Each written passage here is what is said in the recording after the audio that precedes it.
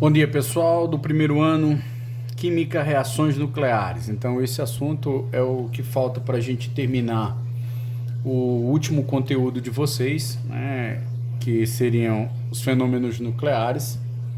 E o que eu quero mostrar para vocês aqui com relação a esses mecanismozinhos aqui são coisas simples, básicas, que dá para você entender aqui com essa explanaçãozinha que eu vou fazer para vocês. Então, vamos começar falando inicialmente aqui um pouquinho relacionado ao histórico. Então, quando a gente começa a falar do histórico, em 1895, né, o Conrad, ele utilizando a ampola de Crookes, ele descobriu os famosos raios-x, que até hoje é utilizado, né? Então, no material de vocês ele traz até a imagem do anel da mulher que ele tirou lá usando o raio-x. Em 1896, o Becquerel, né, trabalhou e descobriu a fluorescência. E ele observou que, na verdade, essa fluorescência que eles imaginavam, que o urânio, por exemplo, ele emitia realmente uma radiação e não uma fluorescência.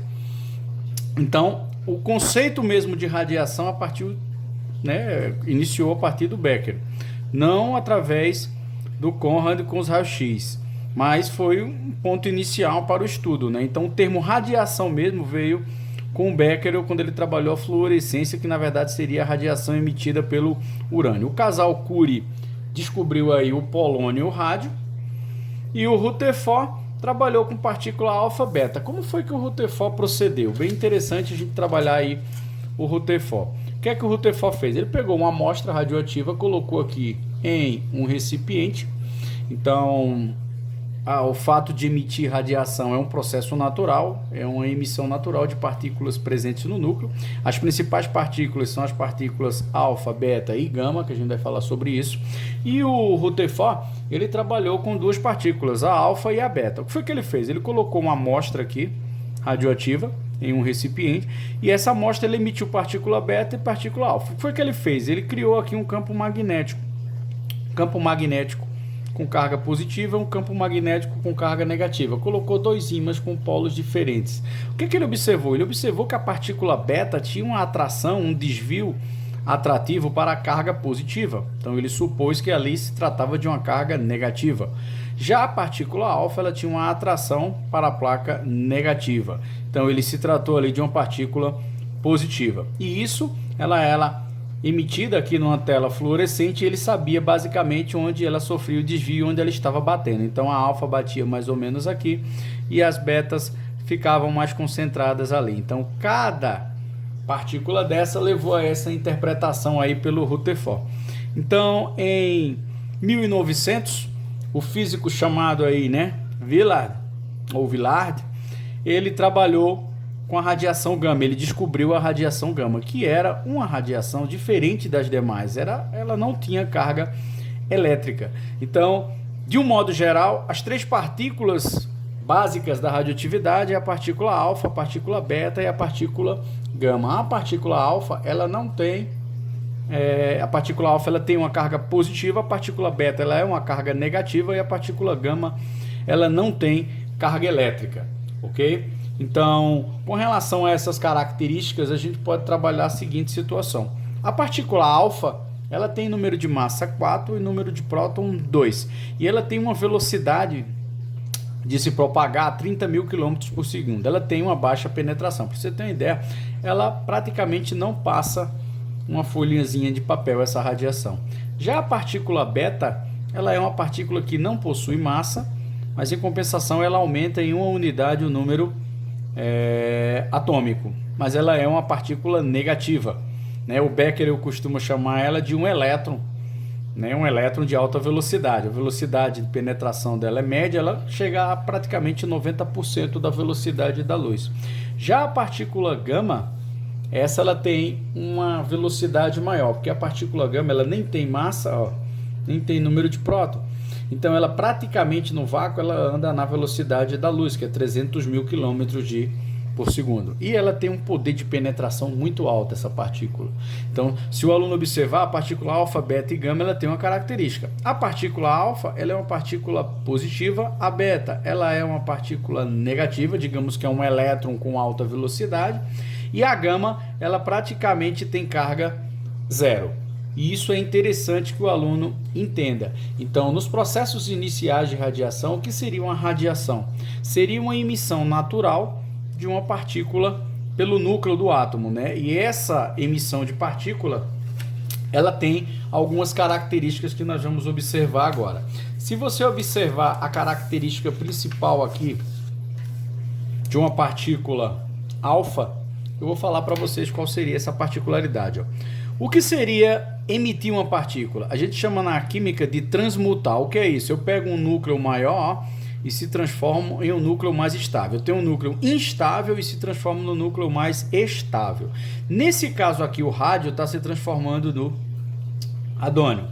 O que acontece? Ele tem número de massa 226 e passou agora para 222. Por quê? Porque ele emitiu uma partícula alfa. Uma partícula alfa, toda vez que você emite uma partícula alfa, o número de massa da espécie química diminui em 4 unidades. Então era 226 menos 4, 222. Do mesmo jeito o número atômico. Ó. Quando ela emite uma partícula alfa, ela vai diminuir 2 unidades no número atômico e 4 unidades no número de massa. O que aconteceu? Ó, eu tinha 88 menos 2, 86. Outro exemplo que eu coloquei aqui foi o polônio virando chumbo. 210, ó, emitir uma partícula alfa vai reduzir em 4 unidades. Ficou 206. Era 84 menos 2, 82. Então, resumindo, toda vez que uma partícula, né, ou seja, um núcleo atômico ou um radioisótopo emite uma partícula alfa, ela sempre vai reduzir em 4 unidades o número de massa e sempre vai reduzir em 2 o número atômico. Então, esse cálculo o aluno tem que dominar. O que acontece quando você emite uma partícula beta? Quando você emite uma partícula beta, por exemplo, eu tenho um carbono 14, número atômico 6, que vai se transmutar ou transformar em um núcleo mais estável de nitrogênio. Então, ó, transmutou, saiu de carbono para nitrogênio. Para isso, ele emitiu uma partícula beta. O que acontece com o número de massa? Não altera. Já o número atômico aumenta em 1 unidade. A massa aqui da partícula beta é a massa próxima de um elétron, que é desprezível, então praticamente não vai ter alteração na massa, mas o número atômico vai aumentar. Do mesmo jeito do chumbo para o bismuto, ó, 214, como aqui é zero, uma partícula beta, não influenciou no número de massa, então ficou 214. Então eu tenho 82, ganhou 1, 83. Então, resumindo, partícula alfa reduz o número de massa em 4 unidades, o número atômico em 2. Partícula beta não influencia na massa e aumenta em 1 unidade o número atômico. Era 82, emitiu uma partícula beta, passou para 83. Então, eu vou fazer aqui um exercíciozinho de fixação com vocês para a gente dar uma relembrada disso aqui. Então, ó, raciocina comigo nessa questãozinha aqui. Ele coloca assim: complete as equações de transmutação ou de decaimento radioativo, ele pode chamar assim também, indicando o átomo produzido por, você vai usar essa representação, X, o número de massa a gente vai chamar de A, e Z, o número atômico. E calculando esses valores, ele quer saber qual é o valor de A e qual é o valor de Z nesses dois exemplos. Então ele colocou aqui o átomo de urânio 238 e aqui o número atômico 92. Então a partícula alfa eu já sei que ela diminui em 4 e em 2 unidades. Então quem seria o elemento X formado aqui? Então bem simples. Como é que a gente vai resolver? Eu tinha 238 menos 4, vai ficar 234. O que aconteceu aqui? 92 menos 2, 90. Então a resposta, o número de massa é 234 e o número atômico nesse caso aqui seria 90. Se você pegar agora o rádio 228 e o número atômico 88, ele emitiu uma partícula beta, que não altera a massa e aumenta em 1 unidade o número de prótons. O que vai acontecer? Vai formar um elemento X. Como a massa não vai alterar, eu vou repetir a massa, 228, e aqui era 88, com mais 1 vai ficar 89. Então a resposta aqui seria o número de massa, 228, e o número atômicozinho aí seria 89, ok? Então esse é um tipo de problema muito comum que eles pedem aí nas questões aí de vestibulares e nas questões interpretativas aí, emitindo a transmutação ou o decaimento. Outro tipo de problema que é muito comum acontecer é quando ele faz esse tipo de questão aqui, ó.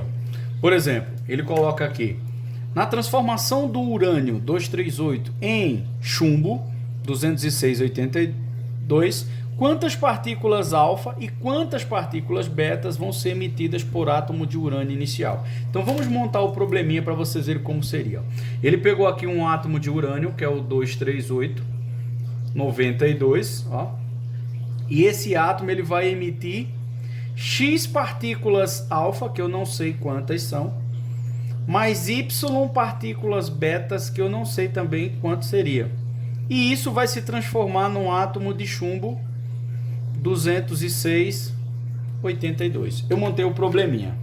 O que é que ele está me dizendo? Que o urânio emitiu X partículas alfas, que eu não sei, que ele quer saber justamente isso, Y partículas betas, e se transformou em chumbo 206. Então, a pergunta vai ser achar o valor de X e achar o valor de Y. Ele quer saber quem é X e ele quer saber quem é Y.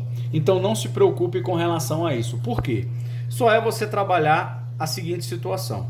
Para calcular o X, você vai trabalhar da seguinte maneira. Vamos trabalhar aqui primeiro o cálculo do X. Como seria o cálculo do X? Bem simples, ó. 238, tá vendo, ó? É igual, a setinha é a igualdade. Essa massa tem que ser igual a todas essas massas aqui, ao somatório das massas. Então vamos lá. Seria 4 vezes X, 4x, tá vendo aqui, ó, mais y vezes 0, dá 0, mais, tá vendo aqui, 206. Então o que foi que eu fiz, ó? Essa massa é igual a todas o somatório dessas massas. Então 238 vai ser igual a 4 vezes x, então vou multiplicar todas as massas, ó. X vezes 4, 4x, mais y vezes 0, 0, mais 206. Aí aqui é só resolver esse probleminha aí. Como é que vai ficar aí esse probleminha? Vai ficar assim, ó. 4x vai ser igual a... Passei para o lado de cá, não é isso? Então vai ficar assim, 238 menos 206.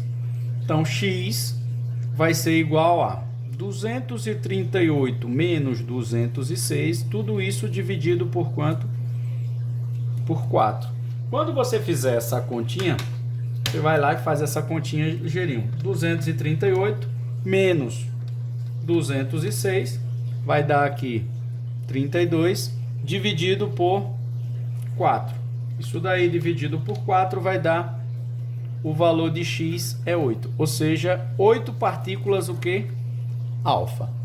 Então eu já sei quantas partículas alfa tem. Para calcular o y, ou seja, a beta, é bem simples. Eu já sei esse valor. Como é que eu vou calcular o y? Bem simples, ó. O y vai ser 92, que é o número de baixo agora. 92 vai ser igual a x, eu já sei o valor, qual é? 8. Então 8 vezes 2, 16, mais, com menos, ó, menos y, porque vai ficar mais com menos, né? Y vezes 1 dá menos y, mais 82. Então daqui vai ficar assim, 92 é igual a 16, mais com menos, menos y, mais 82. Então isola para cá o y, né? Vai ficar 92, passa para cá, ó, menos 82, menos 16. Não é isso? Aliás, mais 16. O mais 16 já fica desse lado, passo para cá 92, isso daí. Então vai ficar 92 menos 82 é igual a 10 com menos 16, é isso? Menos 16. Então vai dar menos com menos, que vai passar para lá positivo, inverte. Y vai ser igual a 6. Então eu vou ter aí 6 partículas beta. Então é só você trabalhar todo esse cálculozinho aí que você não vai ter problema na hora de resolver aí essa problemática. Quando a gente fala de efeito radioativo, pessoal, vocês vão lembrar o seguinte: com relação aos efeitos radioativos, nós temos efeitos químicos, por exemplo, as chapas fotográficas, como é o caso dos raios-x lá, efeitos térmicos, por exemplo, liberação de calor. Pra você ter uma ideia, 1 grama de radônio, né, de rádio, por exemplo, de radônio não, de rádio, ele libera 138 calorias por hora. Efeito luminoso, quem é que nunca viu, por exemplo, os ponteiros de um relógio sendo iluminados durante a noite? Tem a ver também com esse mecanismo. E efeitos elétricos, como o caso da ionização do ar. Então, a gente tem alguns efeitos radioativos que são bem interessantes e presentes nesse mecanismo. Outra coisa importante que a gente tem que ver é quando a gente trabalha essa questão da meia-vida. O que seria meia-vida? Todo isótopo radioativo ele tem um tempo de vida, ele dura um tempo. O que significa meia-vida? Como o nome já diz, é a metade da vida dele, ou seja, é o tempo necessário para que a massa dele, né, desse determinado isótopo radioativo, ele se reduza à metade. Por exemplo, se eu tiver 10 gramas, ele vai se transformar em 5 gramas. Isso daqui é o que a gente chama de meia-vida. Então, esse tempo necessário para que ele saia de 10 gramas para 5 gramas, ou seja, para metade, é o que a gente chama de meia-vida. Por exemplo, o radônio tem uma meia-vida de 0,6 milissegundos. A cada 0,6 milissegundos, a massa desse isótopo radioativo se reduz à metade. Já o cobalto leva 5,27 anos, o tecnésio 20 horas. Carbono, que é o mais usado, junto com o urânio, que são os mais citados, né? O carbono leva 5.700 anos e o urânio 200, né? Na verdade 235, 700 milhões de anos para reduzir a metade. Então, dependendo do isótopo radioativo, ele tem um tempo de meia-vida definido. E quais as aplicações da radioatividade? É só para fazer bomba? É só para fazer coisa ruim? Não. A gente usa na medicina, por exemplo, como rastreadores, né? No caso, como um identificador, a gente usa muito isso como um rastreador em máquinas de tomografia, por exemplo. Radioterapia, a gente pode bombardear o tumor e fazer ele ter regressão. E principalmente na datação radioativa, que a gente usa muito o carbono 14 para os fósseis, de um modo geral. Por isso que a gente consegue datar para dizer quanto tempo você tem aí de fóssil ali, naquela vidazinha média deles lá. E a energia nuclear, que é a que mais é abordada, né? Para que serve a energia nuclear? Então a gente tem dois mecanismos. Nós temos a fissão e temos a fusão. O que é fissão? É você pegar um átomo maior e transformar em átomos menores. Com isso você vai ter emissão de partículas. Por isso que você deve bombardear. A gente geralmente bombardeia nêutrons com alta velocidade para isso. Então os nêutrons se chocam no núcleo do átomo e você começa a quebrar. É como se você quebrasse o átomo em átomos menores, átomos mais instáveis em átomos mais estáveis. E você tem liberação de energia nesse procedimento. Já a fusão nuclear é você pegar átomos menores e transformar em átomos maiores. Só que a energia, por exemplo, da fusão ela é muito maior do que a fissão. Para você ter ideia, a fusão ela tem milhões de graus Celsius. Um exemplo mais básico que a gente tem noção é a fusão, aí as reações que ocorrem de fusão lá no Sol. Então no Sol ocorre fusão e não fissão. Já a fissão libera bastante energia, mas a gente consegue controlar mais essa energia. Então essas usinas nucleares, por exemplo, elas liberam controladamente, gradativamente a energia. Então, alunos, eu quero que vocês, com esses conhecimentos aqui, resolvam todas as atividades que vocês têm aí no material de vocês, que dá para vocês resolverem tranquilamente, e a gente finaliza aí essa parte do módulo de vocês. Ok, pessoal? Espero que tenham gostado e quero que vocês realizem aí as atividades, tá? Eu vou gravar mais aulas e vou disponibilizar outros links para que a gente fique mantendo essa interação aqui online com vocês, tá? Um abração aí a todos e juízo, viu?